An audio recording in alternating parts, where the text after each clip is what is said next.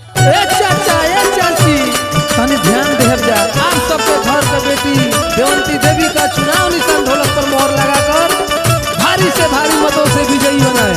जी हाँ, मझौली पंचायत से भारी उम्मीदवार देवंती देवी का चुनाव निशान ढोलक छाप पे मोहर लगाकर और क्रम संख्या 2 पे मोहर लगाकर भारी से भारी मतों से विजयी बनाए। दही गुड़ खा के हम पुथावा पजाइब, दही गुड़ खा के हम पुथावा पजाइब। सुनिए आमा जी, सुनिए आमा जी, देवंती देवी के जीताइब। सुनिए आमा जी, ढोलक छाप पे बटन दबाइब। हम जाइब अपन सखी के ले जाइब, हम तो जाइब अपन सखी के ले जाइब। सुनिए आमा जी, सुनिए आमा जी, देवंती देवी के जीताइब। सुनिए आमा जी, ढोलक छाप पे बटन दबाइब। देवंती देवी जिंदाबाद जिंदाबाद जिंदाबाद, जनार्दन सिंह जिंदाबाद जिंदाबाद जिंदाबाद।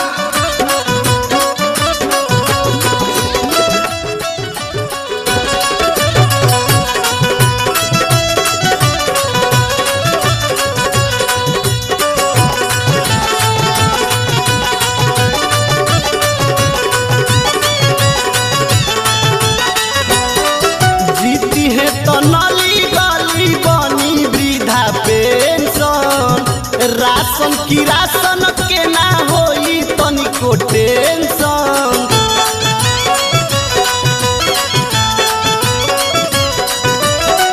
जीती है तो नली गली बनी वृद्धा पेंशन, राशन की राशन के ना होई तनिको टेंशन। असो वोट कट उनके झांसा में ना आई, असो वोट कट उनके झांसा में ना आई।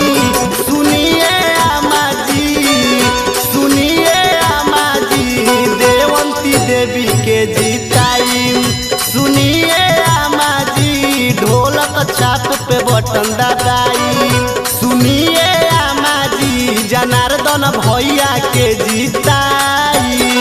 ए चाचा ए चाची तनी ध्यान देहर जा। आप सबके घर के बेटी देवंती देवी का चुनाव निशान ढोलक पर मोहर लगाकर भारी से भारी मतों से विजयी बनाए। जी हाँ, मझौली पंचायत से भावी उम्मीदवार देवंती देवी का चुनाव निशान ढोलक छाप पे मोहर लगाकर और क्रम संख्या 2 पे मोहर लगाकर भारी से भारी मतों से विजयी बनाए। नदी गोतिनिया वोट दी है चाचा चाची, एक मत भइल गौआ लो तू सवाची।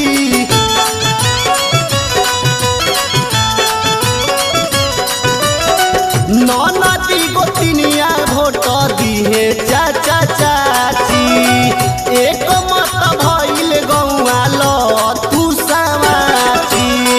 कृष्णा सने ही वोट के दियाई, जखम दीपू वोट के दियाई।